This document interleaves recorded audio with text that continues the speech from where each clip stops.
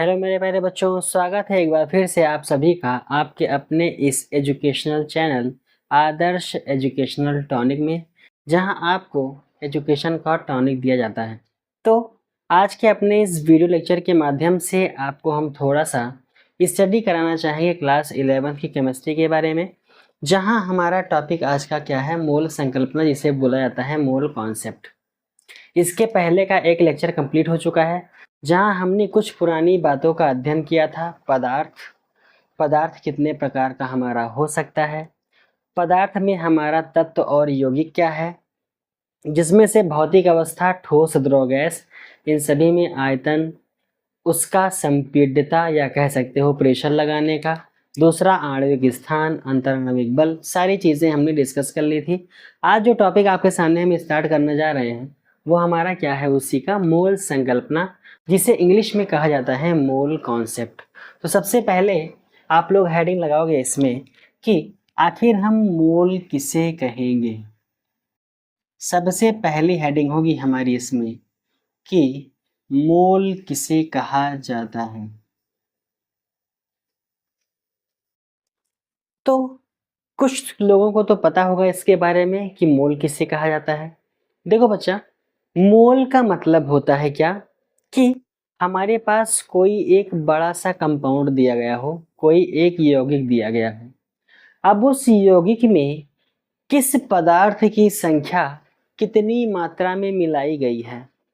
जैसे कोई कंपाउंड हो बड़ा सा, उस कंपाउंड में कौन सा पदार्थ कितनी मात्रा में मिलाया गया है, उसका पता हमें जिसके द्वारा चलता है वही हमारा क्या कहलाता है, मोल। तो आप कह सकते हो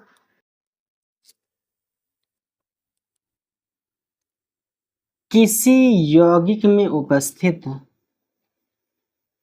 किसी यौगिक में उपस्थित किसी यौगिक में उपस्थित निहित समस्त पदार्थों की संख्या, निहित समस्त पदार्थों की संख्या, निहित समस्त पदार्थों की संख्या का बोध कराने वाला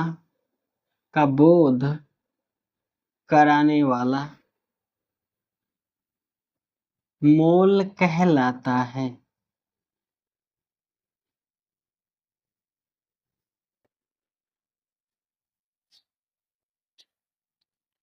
या इसके अलावा छोटा सा कहा जाए तो आप क्या कह सकते हो, पदार्थों की निश्चित मात्रा बताने वाला, पदार्थों की निश्चित मात्रा बताने वाला।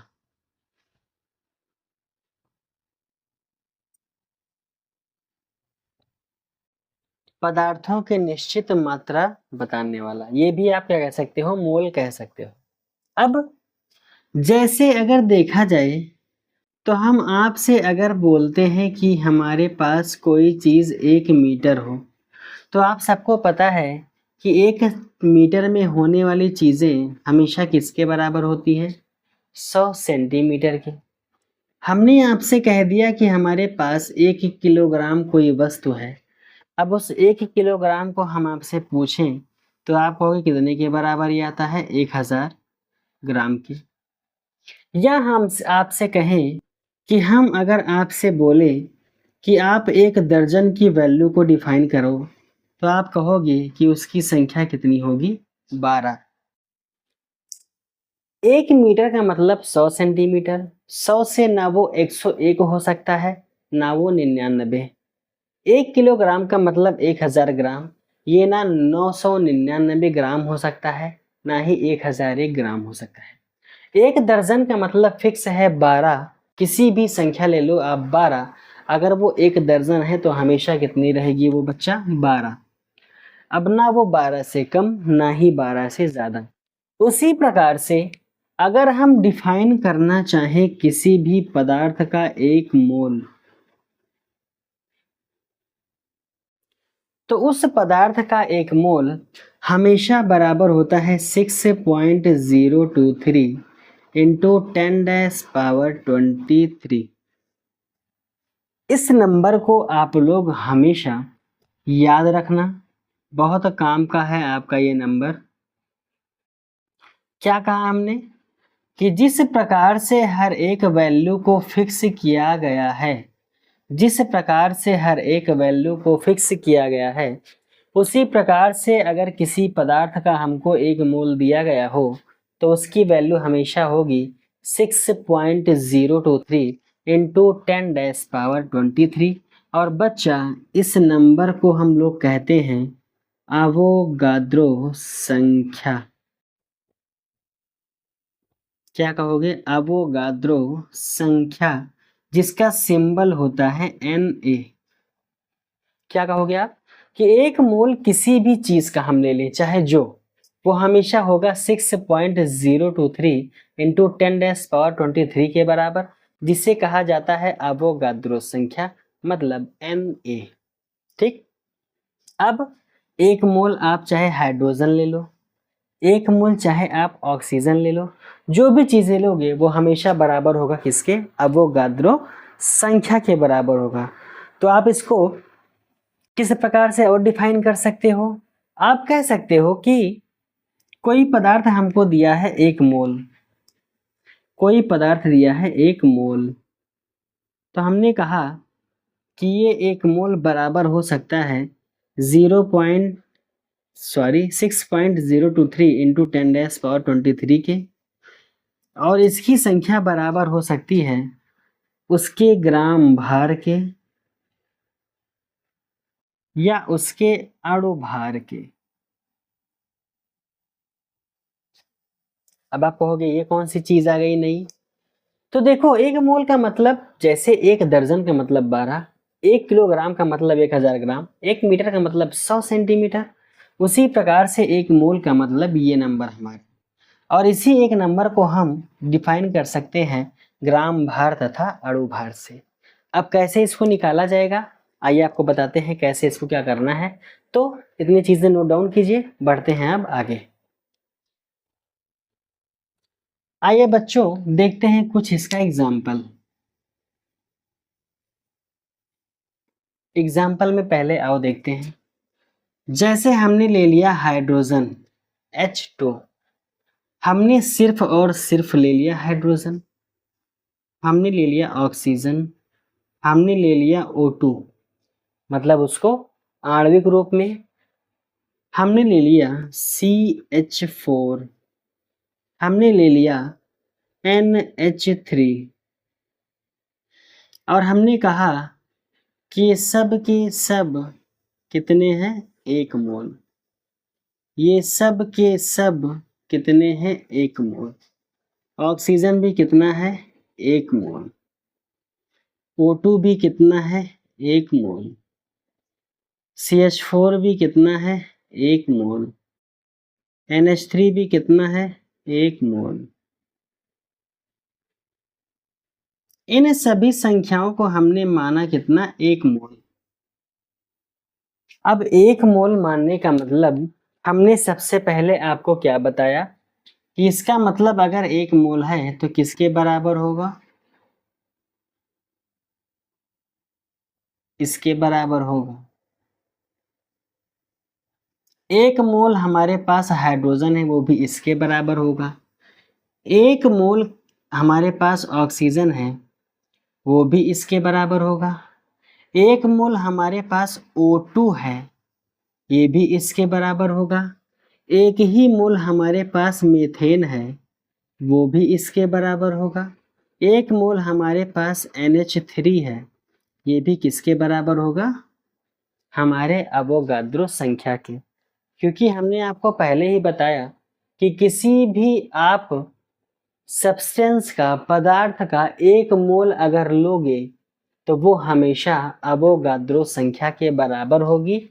तीसरी चीज हमने लास्ट में कही कि वो उसके ग्राम भार या अणु भार के बराबर होगी। आपको पता है कि हाइड्रोजन का मॉलिक्यूलर वेट अणुभार 1 होता है, तो 2 हाइड्रोजन का कितना हो जाएगा 2, और इसको लिखते हैं ग्राम में। हाइड्रोजन का 1 हो जाएगा तो हो जाएगा 1 ग्राम। ऑक्सीजन का होता है 16 ग्राम। O2 का होता है 32 ग्राम। यहाँ CH4 है। कार्बन का होता है 12। हाइड्रोजन का होता है 1, 4 हाइड्रोजन है तो 4, 12 और 4 16 ग्राम। नाइट्रोजन का होता है 14। हाइड्रोजन का होता है 1, 3 हाइड्रोजन है तो हो जाएगा 14 + 3 17 ग्राम। तो हमने क्या कहा कि किसी भी संख्या का 1 मोल हमेशा बराबर होता है अवोगाद्रो नंबर के, और वो हमेशा बराबर होगा इसके अणु भार के मॉलिक्यूलर वेट के। अगर संख्या कितनी है उसकी 1 मोल। ठीक, अब इसी मोल को डिफाइन करने के लिए कुछ सूत्र दिए गए हैं। क्या है वो? मोल बराबर होता है भार बटे अणु भार। मोल बराबर होता है भार बटे अणु भार। किसी किसी क्वेश्चंस में जब भार या अणु भार ना हो तो वहां पर मोल बराबर लिखते हैं अणु या परमाणुओं की संख्या, अणु या परमाणुओं की संख्या, अणु या परमाणुओं की संख्या डिवाइडेड बाई Na, और Na का मतलब क्या होता है 6.02 इंटू 10⁻23। ठीक, ये हमारे पास मोल का 2 फॉर्मूला निकल के आता है। ये इतना पॉइंट बच्चों नोट डाउन करेंगे, तब इसमें बढ़ते हैं हम क्वेश्चंस की तरफ। मोल बराबर होता है भार बटे अणु भार। इसी मोल को हम और दूसरी तरह से डिफाइन कर सकते हैं, वो अणु या परमाणुओं की संख्या बटे होगा हमेशा इस एवोगाद्रो नंबर के। ठीक, हमने भार बटे अणु भार क्यों कहा? आपको जब क्वेश्चन दिया रहेगा तो हमेशा आपको भार दिया रहेगा क्वेश्चन में, अणु भार आपको ऐसे ही निकालना पड़ेगा। ठीक, तब आपका निकल आएगा क्या वहां पर मोल। अब आइए बढ़ते हैं एक एक छोटे छोटे से क्वेश्चंस की तरफ और देखते हैं कैसे इसको सॉल्व किया जाएगा। तो बच्चों आइए छोटे छोटे से क्वेश्चंस को सॉल्व करते हैं और देखते हैं फॉर्मूले का यूज होगा कैसे। ठीक है, पहला क्वेश्चन आपके सामने है कि 4 ग्राम O2 में मोलों की संख्या को आप बताओ। आपके पास 4 ग्राम दिया गया है ऑक्सीजन, यानी 2 ऑक्सीजन है, और उसमें हमको मोल की संख्या बतानी है। हमने अभी जस्ट आपको फॉर्मूला बताया कि मोल बराबर होता है भार बटे अणु भार। ठीक है, अब यहां से अगर हम मोल को निकालना चाहें तो मोल को लिखते हैं शॉर्ट में n। भार हमको दिया गया है 4 ग्राम, भार को ऊपर रखो, बटे अणु भार। अणु भार आपको हमेशा निकालना पड़ेगा, याद भी होना चाहिए। ऑक्सीजन का 1 का होता है अणु भार 16, यहाँ 2 है तो 16 दूना 32 हो जाएगा। 4 × 4, 4 × 8 32, मतलब n बराबर आ गया 1/8 मोल। ठीक है, धीरे धीरे प्रैक्टिस करते जाएंगे, क्वेश्चंस आपके आसानी से लगते जाएंगे। दूसरा क्वेश्चन 1.71 ग्राम हमारे पास दिया है। देखो C12H22O11 ये होता है सुक्रोज का फॉर्मूला, शुगर का। ठीक है, अब इसको जब निकालोगे तो फिर से वही n बराबर भार बटे अणु भार। भार कितना दिया है 1.71 डिवाइडेड बाई अणु भार। अब देखो बच्चा अणु भार कैसे निकालोगे आप? कार्बन है आपके पास 12, एक कार्बन का खुद होता है 12, और टोटल यहाँ कार्बन कितने हैं 12, प्लस हाइड्रोजन का होता है 1, तो 22 हाइड्रोजन है तो टोटल कितना हो जाएगा ये 22, प्लस एक ऑक्सीजन का होता है 16, यहाँ कुल कितने ऑक्सीजन हैं 11, 12 बार हुए 144 हो जाएगा, प्लस 22 हो जाएगा, प्लस 11 छक्के 66, 11 कम 11, 11 और 6 कितना हो जाएगा हमारा 17, 6 2 8, 8 और 4 12 के 2, हासिल आएगा कितना 1, 7 2 9, 9 4 13, 13 और 1 14 के 4 आएगा हमारा कितना 1, 1 1 2 और 1 3, टोटल हमारा अणुभार कितना आया 342। यहाँ पर रखो आप 342, यहाँ से एक पॉइंट हटेगा तो हमारा आ जाएगा 34200, ये भी आपका क्या हो गया मोल। अभी पहले क्वेश्चंस में कैसे रखना है उसको देखते चलते हैं, सॉल्व तो बाद में हो ही जाएगा, भले 0 पॉइंट कुछ है लेकिन पहले इसको आप रखना सीखो कैसे अणुभार निकालते हैं। थर्ड पे आइए देखते हैं 2.5 ग्राम। पहले देखते हैं n इज इक्वल टू भार बटे अणुभार, भार कितना दिया है 2.5 डिवाइडेड बाई CuSO4। देखो बच्चा कॉपर आपका होता है 63.5, सल्फर आपका होता है 32, ऑक्सीजन आपका होता है 16, 4 ऑक्सीजन है तो 64 हो जाएगा। पानी आपका जो है पहली चीज ये 5 इसमें गुणा करोगे तो 5 दूनी 10 हाइड्रोजन और आपके पास 5 ऑक्सीजन। तो अगर आप देखना चाहो तो कितना हो जाएगा, यहाँ एक पानी का जो वेट होता है, पानी लिखते हो H2O, H का हो जाएगा 2 प्लस ऑक्सीजन का 16, 16 और 2 18, एक पानी का होता है 18, यहाँ कितने पानी है 5, 18 पंचे 90, तो साफ साफ यहाँ जोड़ दो H2O का कितना है वो 90। सबको एक बार आइए जोड़ लेते हैं, ये 5 आ जाएगा, 3 2 5, 5 और 4 9 हो जाएगा, 6 3 9, 9 6 कितना आएगा 15, 15 और 9 24, कितना आया 249.5, इतना आया 249.5। अब यहाँ से पॉइंट को आप कैंसिल करोगे तब जो हमारा आएगा 25.2495, ये हमारा क्या हो जाएगा यहाँ का बच्चा मोल। डिवाइड करना आपको आसानी से आ सकता है, डिवाइड कर ले जाओगे, बट पहले कोशिश कीजिए आप कि क्वेश्चंस को रखा कैसे जाता है, कैसे सॉल्व करेंगे। अब बढ़ते हैं थोड़ा सा आगे की तरफ और अब क्वेश्चन थोड़ा सा बड़ा बड़ा लेकर के सॉल्व करते हैं। तो आइए बढ़ते हैं आगे। तो बच्चों आइए बढ़ते हैं आगे क्वेश्चन की तरफ। तो देखो क्वेश्चन नंबर 4 है हमारा कि 25 ग्राम FeSO4.7H2O में कितने मोल होंगे। आपको मोल हमने क्या बताया, भार बटे अणुभार। मोल को लिखते कैसे हैं N से। अब यहाँ पर भार क्या दिया है 25 ग्राम, 25 डिवाइडेड बाई अणुभार। देखो अणुभार आपको निकालना पड़ेगा, आयरन का होगा Fe जो आपका होता है इसका निकालना है, सल्फर का निकालना है, ऑक्सीजन का निकालना है, पानी का आपको पता है 18 होगा और जितने दिए होंगे उतने से मल्टीप्लिकेशन करवा देंगे। आयरन 1 है 26 पे आता है लगभग, इसको मान के चलिए चलो 52। सल्फर हमारा होता है 32, ऑक्सीजन हमारा संख्या में 4 है, एक का होगा 16 गुणे 4 बराबर 64। पानी की जो संख्या हमारे पास है, पानी का होता है 18, यहाँ पर कितने पानी है 7 बच्चा, तो 7 8 56, 6 आएगा 5, 7 एकम 7 5 12, कितना आया है 126।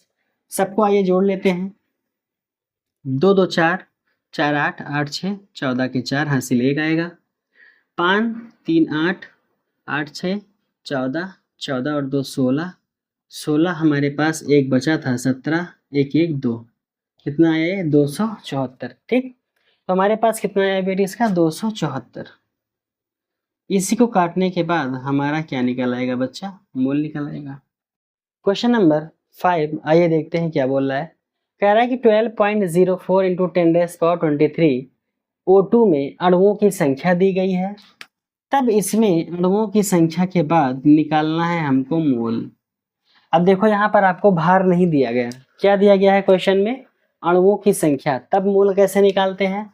हमने आपको एक दूसरा फॉर्मूला बताया था मोल का, कि मोल बराबर होता है अणु या परमाणुओं की संख्या,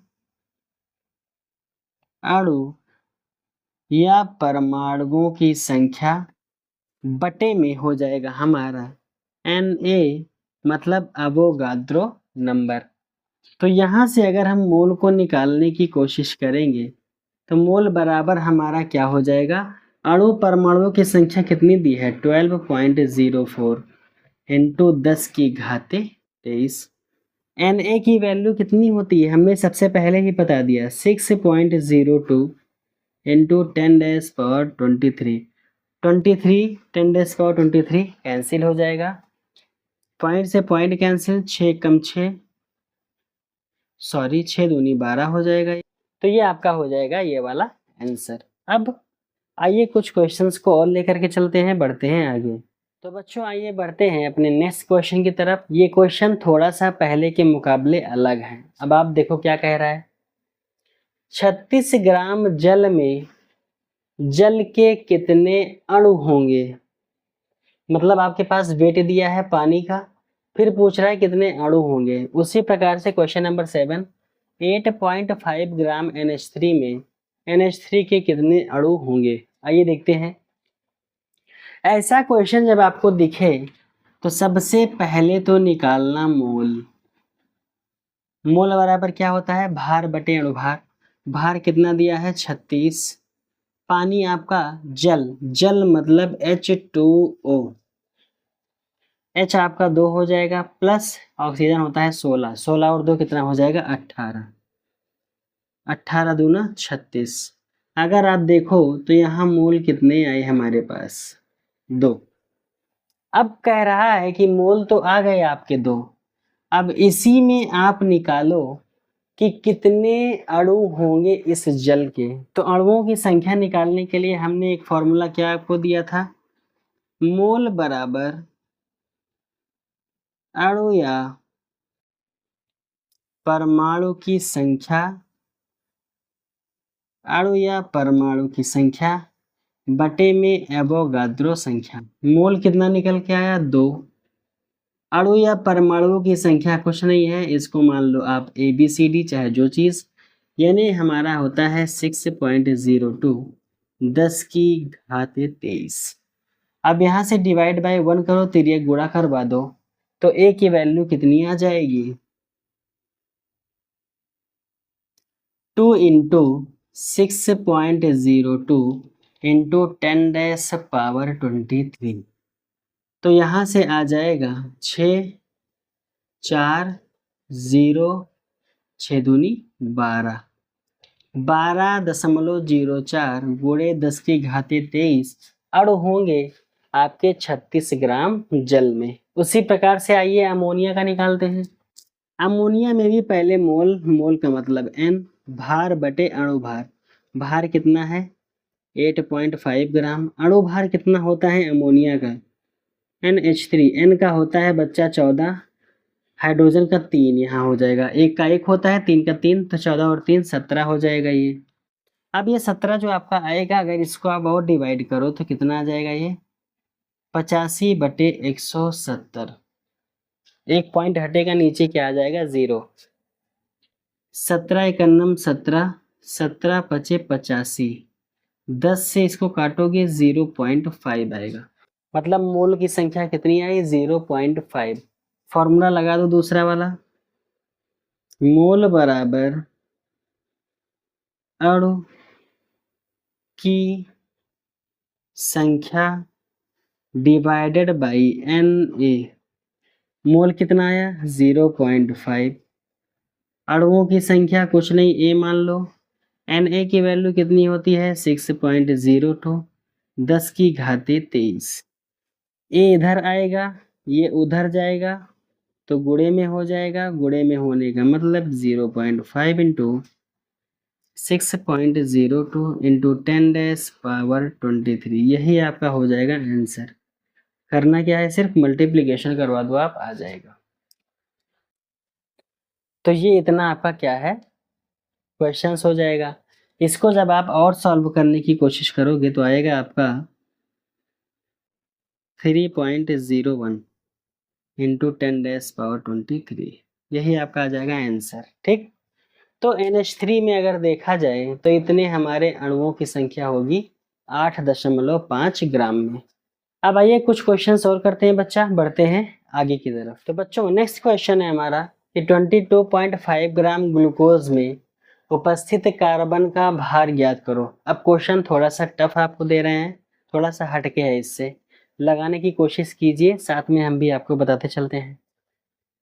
आपको पहली चीज दिया है इतनी ग्राम ग्लूकोज, तो पहले तो ग्लूकोज का फॉर्मूला पता होना चाहिए, कितना होता है C6H12O6, ये होता है आपका ग्लूकोज।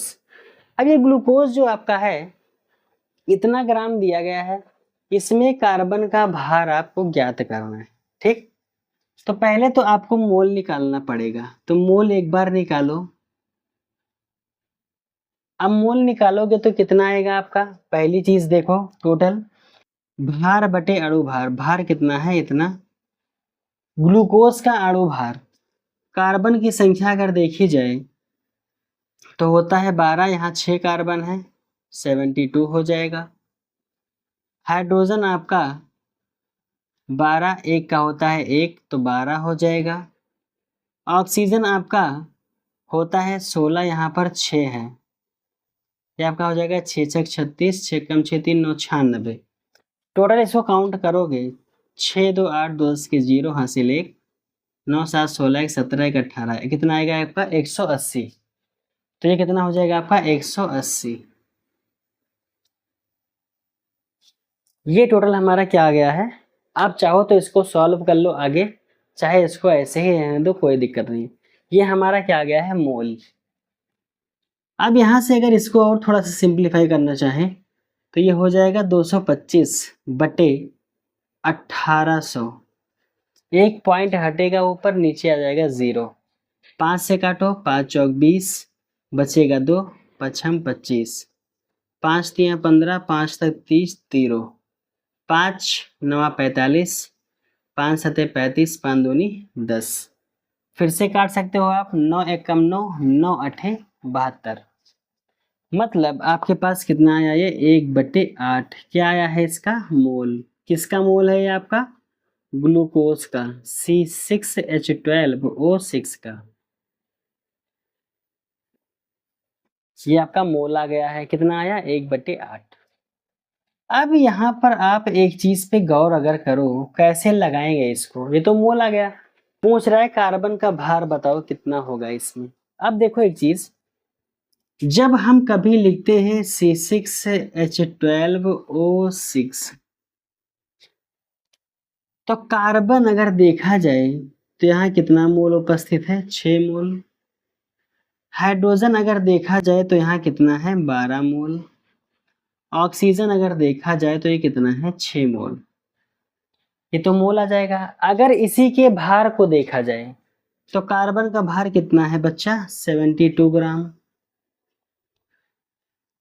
12 है आपके इस हाइड्रोजन का ग्राम और 96 है आपके इस ऑक्सीजन का ग्राम भार। तो 72 ग्राम इसका है, 12 ग्राम इसका है, 96 ग्राम इसका है। आपसे क्वेश्चन में पूछ रहा है कार्बन का भार ज्ञात करो, तो सिर्फ किसका भार हमको चाहिए, आपके इस कार्बन का। कार्बन का भार कितना है, 72 ग्राम। अब यहाँ से कुछ नहीं करना है, जितना आपका मोल आया है 1/8, इसी में उसके भार से क्या करवा दो, मल्टीप्लिकेशन, तो कितना हो जाएगा, 8 9 72। मतलब अगर यहाँ मोल की संख्या के साथ में देखा जाए तो कितना आएगा, ये 9 ग्राम। यही हो जाएगा आपका आंसर। कार्बन का भार कितना आएगा, 9 ग्राम। तो ये था, आपको ऐसे सवाल लगाने पड़ेंगे। पहले जो दिया हो उसका मोल निकाल लो, मोल निकालने के बाद में जिसका एक का पूछे उसी के भार से मल्टीप्लिकेशन करवा दो, बस आपका हो जाएगा क्या, आंसर। तो बच्चों बढ़ते हैं आज की क्लास के लास्ट टॉपिक की तरफ। हमने आपके सामने तकरीबन 7 से 8 क्वेश्चन को सॉल्व किया, जिसमें सबसे पुराना क्वेश्चन या सबसे इजी कह सकते हो आप, हमने सॉल्व किया मोल बराबर भार बटे अणुभार पर। दूसरा फॉर्मूला मोल बराबर अणुओं या परमाणुओं की संख्या बटे अवोगाद्रो संख्या, इस पर। तीसरा हमने आपसे कहा कि कोई कंपाउंड कितने ग्राम दिया हो उसमें से किसी एक का वेट पूछे, उसको हमने आपको निकालना बताया। चौथा जो आपका ये क्वेश्चन नंबर 9 है और क्वेश्चन नंबर 10, ये सेम जो भी लास्ट क्वेश्चन हमने किया उसी पैटर्न पर है। आपको ये करके और इसका आंसर कमेंट सेक्शन में क्या करना है, बताना है। कैसे? इसको आपको सॉल्व करना है, मोल निकालना है, उसमें से जो आपका जल का होगा ये वाला, इसी के भार से मल्टीप्लिकेशन करवानी है। यहाँ भी मोल निकालना है और ऑक्सीजन के वेट से क्या करना है, मल्टीप्लिकेशन करवाना है। लास्ट में कह रहा है कि सुक्रोज का भार आपको निकालना है जहाँ कार्बन की मात्रा 4 ग्राम है। तो आई होप कि 2 क्वेश्चन तो आपसे हो जाएगा 9th और 10th। फंसोगे आप थोड़ा सा 11th में, इसको उस दिन हम क्लास स्टार्ट करने से पहले आपको क्या करेंगे, बताएंगे, ठीक। और नेक्स्ट क्लास में आपसे हम पढ़ेंगे, साथ में आपके स्टडी करेंगे किसके बारे में, रस समीकरणमिति, जिसे स्टोइचियोमेट्री कहा जाता है, ठीक।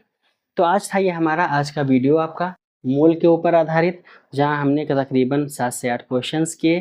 3 क्वेश्चंस आपको हमने दिए हैं, इन तीनों को सॉल्व करके आपको इसका जवाब कमेंट सेक्शन में देना ही देना है।